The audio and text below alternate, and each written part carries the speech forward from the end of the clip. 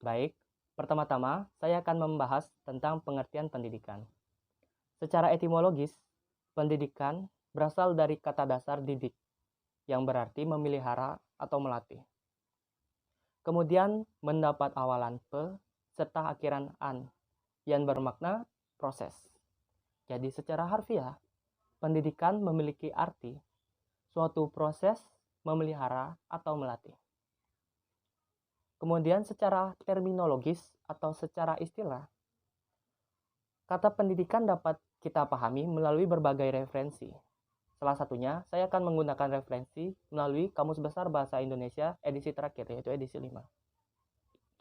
Menurut Kamus Besar Bahasa Indonesia, pendidikan yaitu suatu proses mengubah sikap dan tata laku seseorang atau kelompok orang dalam upaya mendewasakan manusia melalui proses pengajaran dan pelatihan.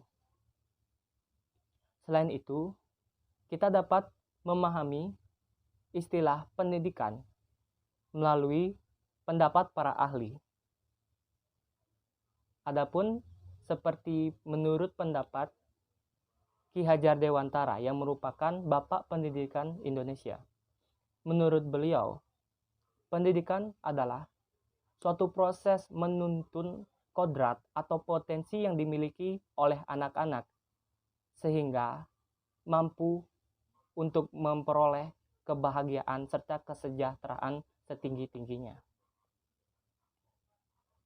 Adapun menurut pendapat ahli lain, seperti menurut pendapat Plato yang merupakan seorang filsuf kuno Yunani, beliau berpendapat bahwa pendidikan adalah suatu proses menumbuh kembangkan jasmani maupun akal seseorang sehingga memungkinkan terjadinya atau tercapainya kesempurnaan.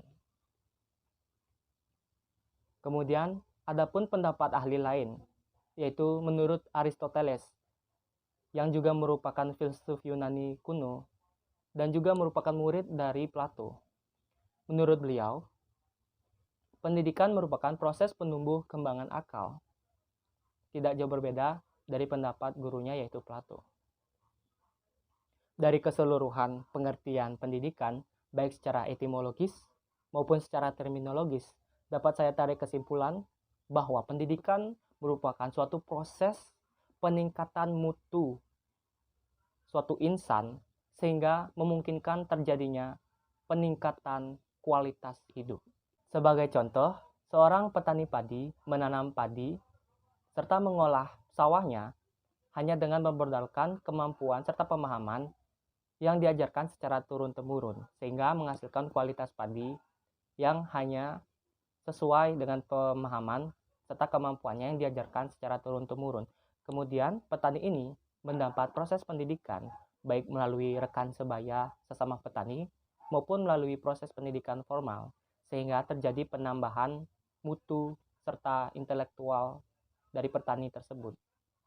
Sehingga pada akhirnya petani ini mempraktekkan pendidikan yang telah diperolehnya, kemudian menghasilkan kualitas padi yang lebih baik, sehingga daya jualnya pun meningkat, serta kesejahteraan petani pun meningkat, dan pada akhirnya meningkatkan taraf kehidupan sang petani tersebut. Kemudian saya akan melanjutkan mengenai jenis-jenis pendidikan. Yang pertama yaitu pendidikan informal. Pendidikan informal adalah proses pendidikan yang ditempuh di dalam keluarga maupun melalui lingkungan sekitar. Adapun tujuan pendidikan informal, yang pertama yaitu membentuk karakter insan sehingga cukup atau memadai untuk melanjutkan ke pendidikan formal maupun pendidikan non formal. Kemudian tujuan yang kedua yaitu membentuk jasmani serta mental anak baik di dalam keluarga maupun di lingkungan sekitarnya. Kemudian yang terakhir, tujuan pendidikan informal, yaitu menumbuhkan kepribadian insan sehingga memiliki kepribadian berkebudayaan sesuai dengan tempat tinggal sekitarnya. Kemudian adapun ciri-ciri pendidikan informal. Yang pertama, pendidikan informal ditempuh di dalam keluarga maupun di lingkungan sekitar. Yang kedua, pendidikan informal tidak terdapat kurikulum tertentu. Kemudian yang ketiga, pendidikan informal juga tidak terdapat jenjang tertentu. Adapun contoh pendidikan informal. Yang pertama, pendidikan moral. Yang kedua, pendidikan agama.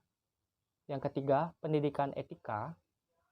Kemudian yang keempat, pendidikan mengenai kondisi lingkungan sekitarnya maupun kebudayaan sekitarnya. Sekian pemaparan topik mengenai pengertian pendidikan serta jenis pendidikan, yaitu pendidikan informal. Presentasi akan dilanjutkan oleh rekan saya. Terima kasih.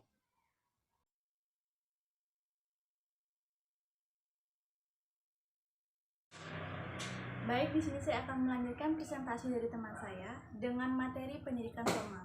Pendidikan formal merupakan pendidikan yang resmi yang bisa kita dapatkan di sekolah dan dapat diperoleh secara sistematis, teratur, bertingkat, atau berjenjang, dan terkait oleh peraturan yang sudah ditetapkan. Adapun pengertian pendidikan formal menurut para ahli. Yang pertama, menurut Undang-Undang Republik Indonesia Nomor 20 Tahun 2003 tentang Sistem Pendidikan Nasional, pendidikan formal adalah jalur pendidikan yang struktur dan berjenjang yang terdiri atas pendidikan dasar, menengah, dan pendidikan tinggi. Yang kedua, menurut Thomsdorp dan Dosen, pendidikan formal merupakan model pendidikan yang mengikuti model Barat, terdiri dari instruktur sistematis dalam pengetahuan dan keterampilan universal yang disediakan pada waktu dan tempat-tempat yang telah diatur sebelumnya oleh para ahlinya.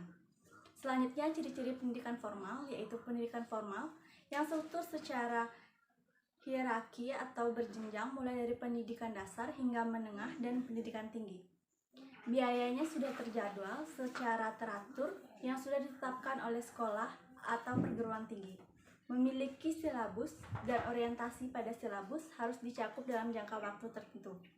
Adapun tujuan pendidikan formal secara umum adalah untuk membentuk dan melatih insan yang dimiliki oleh peserta didik dan mahasiswa dalam mengasah kedewasaan jasmani dan rohani.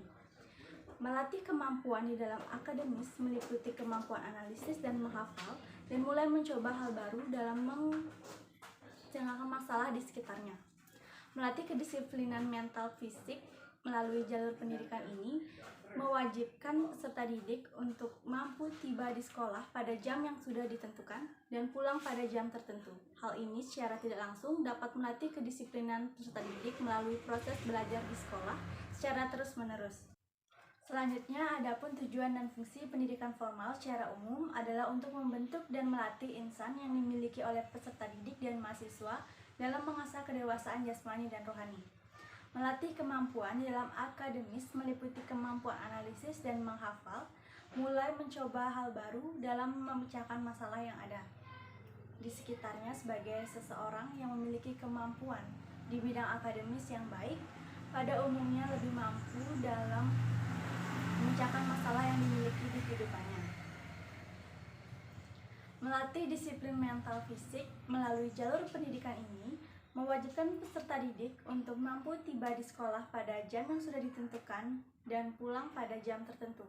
Hal ini secara tidak langsung dapat melatih kedisiplinan peserta didik melalui proses belajar di sekolah secara terus-menerus akan membantu mental dan fisik para peserta didik lebih baik. Selanjutnya ada kelebihan dan kekurangan pendidikan formal. Yang pertama yaitu kelebihan pendidikan formal. Model pendidikan yang terorganisir dan isi pembelajaran yang update. Peserta didik memperoleh pengetahuan dari guru yang berpotensi dan profesional. Memiliki proses pembelajaran yang struktur. Kekurangan pendidikan Yang pertama, kadang-kadang peserta didik yang merasa bosan karena harus menunggu lebih lama hingga sesi pembelajaran akademik berakhir.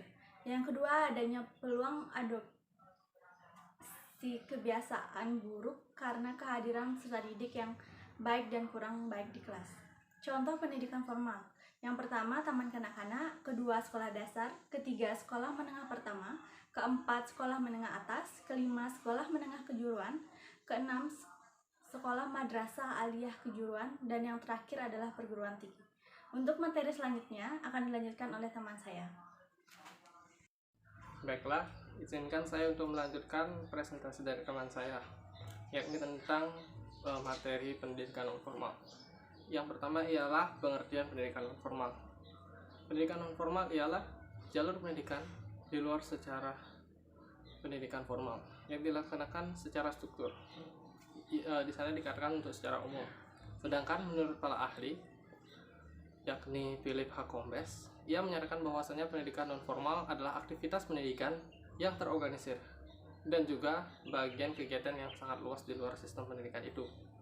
Adapun ciri-cirinya, yang pertama, bertujuan untuk memperoleh suatu keterampilan yang dimana akan digunakan ke depannya.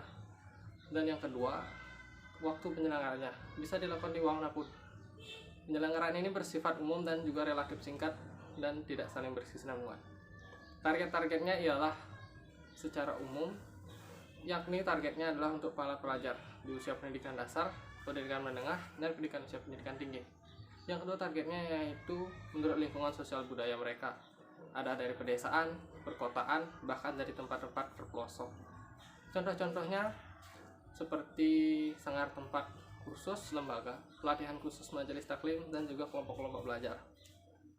Baiklah, sekian dari penjelasan saya. Dengan selesainya penyampaian materi ini, maka presentasi kami dari kelompok 1 akan selesai.